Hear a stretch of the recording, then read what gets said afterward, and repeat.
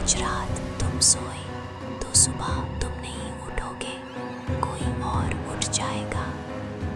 If you go to sleep tonight, you won't be the one who wakes up.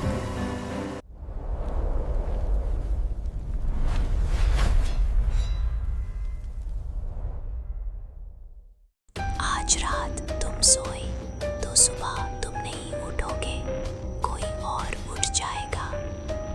If you go to sleep tonight, you won't be the one who wakes up. That was the final warning given to Raghav. Months earlier, he moved into an old, cheap apartment in Mumbai that the rest of the building avoided. Raghav viewed their fear as simple superstition.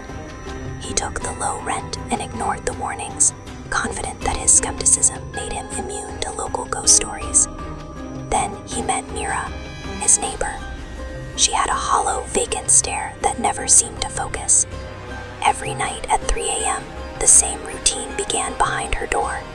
The sound of something heavy dragging across the floor, followed by a low chant. Om, Na, Kshra.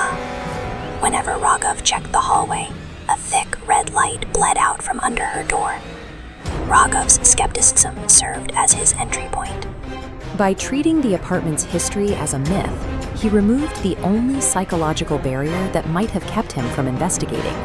He assumed that because he didn't believe in the threat, it couldn't affect him. After nights of the 3 a.m. chanting, curiosity took over. Raghav walked to Mira's door and knocked. A voice from the darkness inside whispered, "Mat kholo, abhi mat kholo." Do not open it, not yet. The door creaked open an inch. Instead of turning back, Raghav reached out, gripped the handle, and pushed the door wide open to see what was inside. The apartment was pitch black, lit only by a single diya. The floor was covered in black occult symbols, and Mira sat in the center, her hands stained with blood. She looked up and smiled. "Tum agai," she said. "You are here." This diagram illustrates the mechanical requirement of consent in these encounters. Supernatural entities often lack the agency to breach a target's personal space. The nightly rituals and the red light are strictly bait. When Raghav pushed the door open, he transformed the boundary from a locked state into a permeable pathway, granting the entity the permission it needed to enter. Once the door was opened, the haunting moved into Raghav's own apartment. He began seeing Mira's face in every reflection: his phone, his mirrors, the elevator glass. Every time she whispered that he was running out of time. Nightmares followed. He saw a woman in a black sari standing in the center of a roaring fire, calling his name. She told him he had been chosen, her voice echoing through the flames even after he woke up. The infection soon became physical. Raghav woke up one morning to find a dark, bruised mark on his arm. It was the exact symbol he had seen on Mira's floor, branded into his own skin. When he confronted Mira, she told him she hadn't done anything except open the door. The mark acted as a spiritual anchor. The entity was no longer confined to the flat next door. It had successfully attached itself to Raghav's body.